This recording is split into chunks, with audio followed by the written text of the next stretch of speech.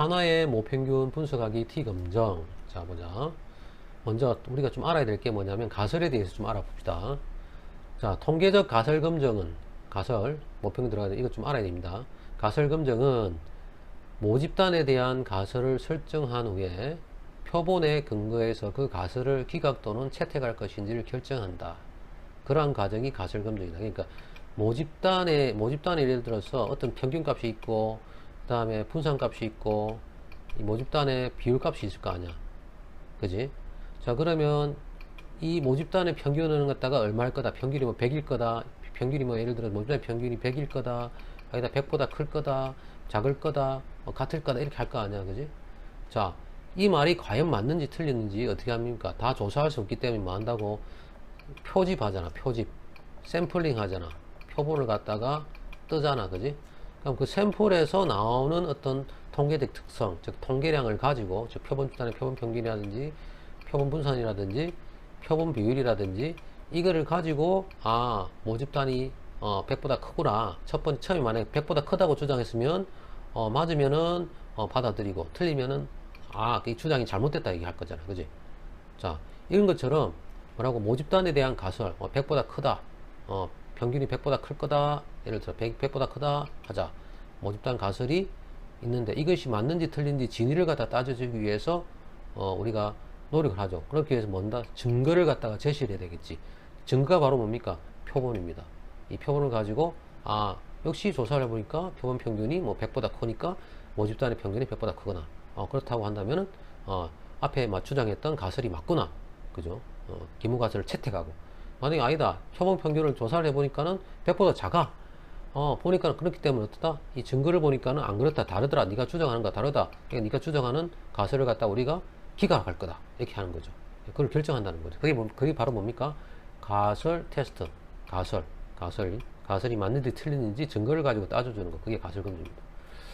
자, 따라서 가설에는 뭐가 있는 크게 기무가설하고 대립가설로 구분되죠. 기무가설과 대립가설로 구분되고 이 가설 중에서 어느 하나를 선택하는 데 사용되는 통계량을 우리가 검정 통계량입니다. 기무가설을 갖다가 받아들일지 채택할지 기무가설을 기각하고 대립가설을 받아들일지 할 때는 기준이 있어야 될 거 아니야. 그러면 일단은 뭔데 증거 표본을 가지고 우리가 기무가설이 맞는지 기무가설이 틀리는지 따져주잖아. 일단 증거가 필요하고 그 증거를 가지고 기준이 되는 어떤 바로미터가 있어야 되잖아.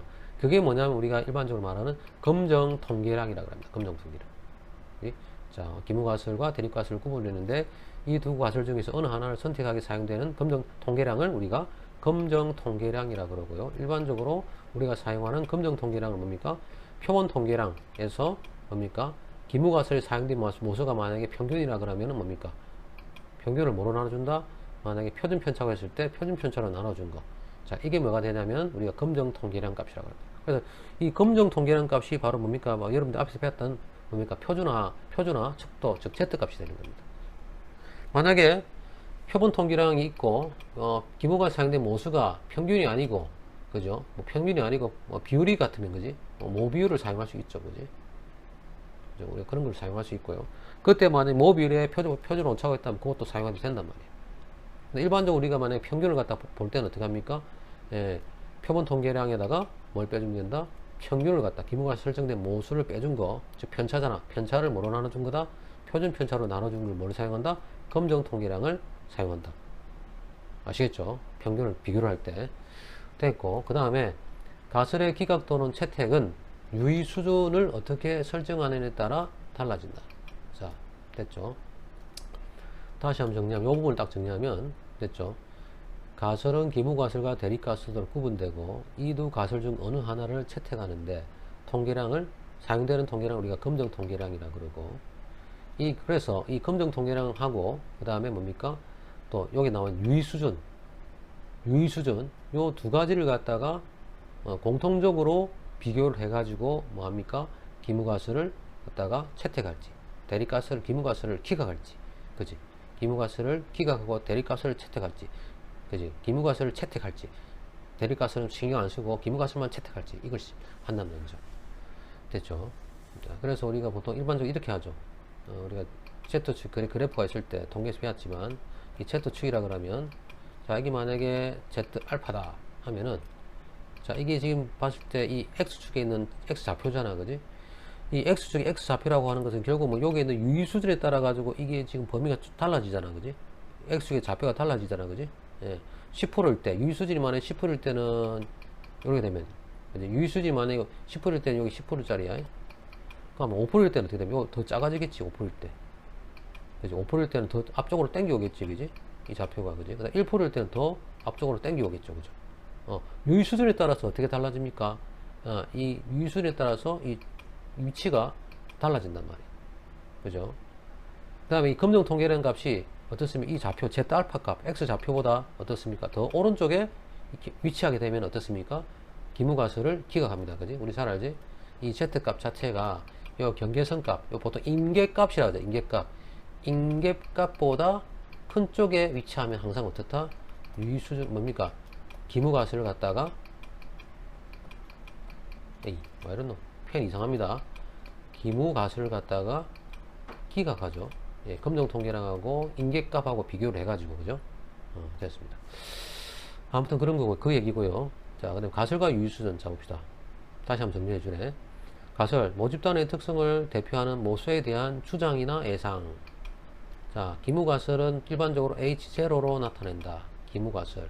이 기무가설은 기존에 사람들이 주장하는 썰, 얘기, 소문, 풍문, 이런 거잖아. 그지? 뭐뭐나 카더라.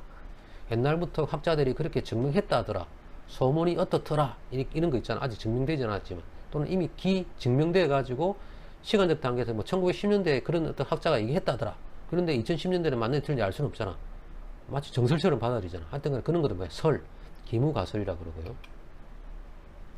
특정한 명확한 증거가 되기 전까지는 항상 참으로 받아들이지. 맞죠? 참으로 받아들이는데 시간에 따라 가지고 그게 틀릴 수도 있습니다. 그걸 틀릴 수 있는지를 확인하기 위해서 보는 게 뭐냐면 대립가설을 세워가지고 옛날에 누가 뭐마라 카더라 주장했던 것이 잘못됐다 카더라. 그지? 맞죠? 뭐뭐라고 하더라. 근데 뭐뭐가 아니더라. 따져주는 게 뭐야? 대립가설이야. 그래서 H1 또는 HA alternative, 그지? 대립, 대체, 그지?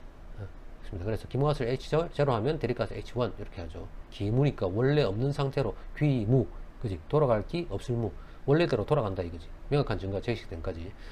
자, 기무가설에도 크게 두 가지다. 단순가설이 있고 복합가설. 단순가설은 뭐 모수의 값 하나만을 설정하는 거. 예를 들어서 뭐 여기 나오잖아, 그지? 방금 모집단에, 자, 기무가설 모집단에 예를 들어서 평균이 10이야 이렇게 하는 거. 이렇게 하는 거. 이게 뭡니까? 단순가설이고요. 복합가설은 뭡니까? 모수가 속하는 범위를 설정하는 거. 이런 걸 뭐라고? 복합가설. 뮤는 평균값이 10보다 커 이렇게 하는 겁니까? 복합가설. 부등호로 나타내는 거는 복합가설입니다. 예를 들어서 이런 거지. 모집단의 평균이 10이야 이렇게 하는 게 뭐냐면은 단순가설이고, 아니야 모집단의 평균이 10보다 커 이렇게 하는 겁니까? 복합가설이고. 됐죠? 그다음에 대립가설. 단측 대립가설이 있고 양측 대립가설입니다. 단측 대립가설 한쪽만 따지는 거. 기무가설에서 설정 값을 기준으로 어느 한쪽 범위로 포함. 대립가설이 자 지금 요래 돼 있죠. 예를 들어서 단축해 봅시다. 단순 대립가설. 자, 평균이 쓰레기 배출량이 10kg밖에 안 돼. 평균적으로 아이야. 평균이 쓰레기 배출량이 10kg보다 커. 오른쪽만 따지는 거. 평균이 10이라고 했는데 기무가설에서는 아이야 10보다 훨씬 큰 쪽에 존재할 거야. 이렇게 따져주는 거 뭡니까? 단측 대립가설. 특히 뭡니까? 오른쪽으로 따져주는 걸로 우측 단측 대립가설. 우측 단측 대립가설. 오른쪽 따져주는 겁니다. 그럼 만약에 좌측 단측 대립가설은 어떻게 되겠습니까? 아니야 10kg보다 작아. 이러면 어떻게 되겠습니까? 그래프를 그려주면 여기 10kg 여기다 그릴게. 자, 평균이 뮤야 10이야 기무가설인데 아니다 10kg보다 어떤 작은 쪽에다 훨씬 작은 쪽에 존재할 거야 이렇게 따주는 거. 이게 좌측 단측 대립가설이라 합니다. 아시겠죠? 아무튼 간에 이 경계값보다 오른쪽에 존재에 들어가면은 경계값보다 내가 주장하는 값이 뭐야? 대립가설이잖아. 내가 주장하는 건 대립가설이고, 기무가설은 다른 사람이 이미 맞다고 받아들이는 가설이잖아. 그런데 나는 다른 사람이 맞다고 하는 걸 청개구리처럼 나는 우기고 싶어. 주장하고 싶어. 증거를 가지고, 데이터를 가지고. 만약 그렇다 한다면 내가 주장하는 값이 뭡니까? 이 뭡니까? 부등호 경계선 너머에 존재하게 된다면, 나타난다면 우리는 기무가설을 갖다가 밟을 수가 있단 말이에요. 아시겠죠? 좀 기네, 그지? 예. 자, 그 다음에 양측 대리가설은 뭐냐? 기무가설에 설정된 값을 제외한 양쪽 범위를 포함하는 거죠. 그래서 예를 들어서 기무가설을 해봅시다. 도시에서 쓰레기 배출량이 다시 해보자. 마음에 안 드네. 죄송합니다. 자, 기무가설 해보자. 부산 남구의 쓰레기 배출량이 20kg다. 평균적으로 20kg야 라고 한다. 아닌데 20kg보다 더 많을 텐데, 아닌데 20kg보다 더 작거나 같은 데인데, 이렇게 부등호가 아니고 뭡니까? 같지 않다라고 만들어주는 거. 이게 뭡니까? 양측 대립가설의 형태입니다. 그지? 단측은 우측 대립가설은 큰 부분, 큰 쪽, 작은 쪽이 부등호로 했잖아. 근데 양측 대립가설은 같지 않다라고 해주면 됩니다. 자, 그럼 같지 않으면 어떤 크거나 20kg보다 크거나 클 수도 있고 작을 수도 있잖아. 그지? 그럼 그래프를 나타내면 이렇게 되는 거지. 양쪽을 다 따져줄 수 있는 거지. 아, 남구의 쓰레기 배출량이 20kg예요. 네, 아닌데 20kg보다 어떨 때는 많던데 20kg보다 더 클 거고요. 크거나 아마 작을 거예요. 이거 따져주는 거. 요게 어느 경계 너머에서 내가 추정하는 값이 존재하는가 따져주는 거. 오른쪽과 양쪽을 다 따져주는 거. 이게 뭡니까? 양측 대립가설이라 합니다. 자, 그래서 가설 형태를 방금 내 고체의 수식이 보여줬지만 이게 정리가 되겠죠. 자, 양측 검정. 뮤가 뮤제를 특정 값이냐? 얼마냐? 아니다. 얼마가 아니다. 그럼 양측이고, 우측은 예를 들어서 뮤가 평균이 어떻습니까? 뮤제로보다 작거나 같다. 작다. 같다. 뮤제로다. 또는 뭡니까? 작거나 같다. 그럼 반대로 청개구리로 하면 되죠. 대립가설은. 크거나 같다 하면 어떻게 되겠습니까? 작다 하면 되겠지. 됐죠? 자, 그 다음에 마지막으로 봅시다. 우리가 검증 결과에서, 자, 뭐 밑에 뭐 유의수준 나오는데, 자, 이거 보자. 기무가설이, 자, 실제 기무가설이 참인데, 기무가설이 옳은 얘기야. 옳은데, 예, 맞다라고 채택하게 되면 확률이 얼마입니까? 그때는 1-알파, 요거제. 유의수준에 대한 부분이네. 자, 유의수준. 유의수준은 뭐냐면 내가 주장하는 말이 틀릴 확률이잖아. 유의수준은 내가 주장하는 말이 틀릴 확률이잖아. 그지? 자, 만약에 기무가설이 우리가 어떤 명확한 증거가 기무가설은요, 명확하게 증거가 제시돼 가지고 이걸 갖다 뒤엎지 않는 이상 항상 뭐로 받아들입니까? 트루스로, 참으로 받아들입니다. 무슨 말인지 알겠죠? 참으로 받아들이기 때문에 이 기무가설을 참으로 받아들이는, 자, 확률. 이 기무가 참이야. 참인데 참이라고 받아들일 확률. 이걸 우리가 옳은 결정한 거잖아. 자, 그때 확률이 얼마냐? 1-알파야. 됐습니까? 근데 만약에 기무가설이 참인데 거짓이라고 우리가 주장하잖아. 그지? 하기 위해서 발생되는 오류가 뭐라 그럽니까? 우리가 일반적인 일종 오류라 그러고, 그리고 우리가 뭐라 그런다? 유의수준이라 한단 말이야. 그지? 유의수준. 됐죠? 자, 기무가설이 참여로 받아들이고 있는데 기각되었다. 그때 우리가 발생되는 오류는 반드시 뭐가 있습니까? 참인 것을 갖다가 기각하면서 발생되는 오류. 그걸 뭐라 그래? 우리가 또 일종 오류라 그러고, 그때의 확률 우리가 뭐라 그런다? 유의 확률이라 그럽니다. 됐죠? 자, 이번엔 기무가설이 거짓인데, 그러면은, 자, 기무가설이 참인데 기각할 확률, 기각할 때 발생할 수 있는 오류, 그때를 우리가 뭐, 확률을 뭐라 그런다? 일종 오류라 그러고, 그때의 확률을 유의 수준이라 그럽니다. 알파, 그지? 알파라고, 잘 알지? 알파라 그러고, 그지? 됐죠? 만약 여기 돼 있다.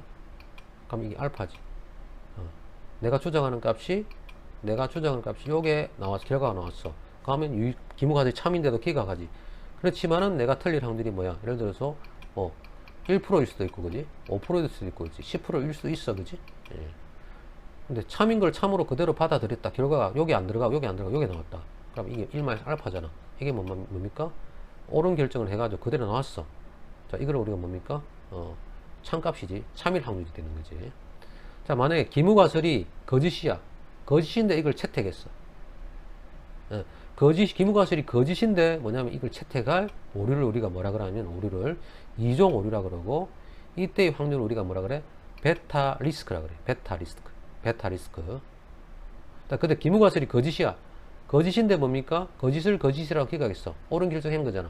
이때 우리가 이걸 뭐라 그러냐면 검정력이라고 그러고, 이 값은 어떻게 1에서 뭡니까? 거짓을 참으로 받아들일 확률을 갖다 빼주면 그게 뭡니까? 거짓을 거짓으로 말하는 명확한 결정을 한 옳은 결정의 확률을 구할 수 있다. 이때 그 1마이너스 베타를 뭐라 그런다? 우리는 검정력이라 그래. 파워라 그래. 파워. POWER.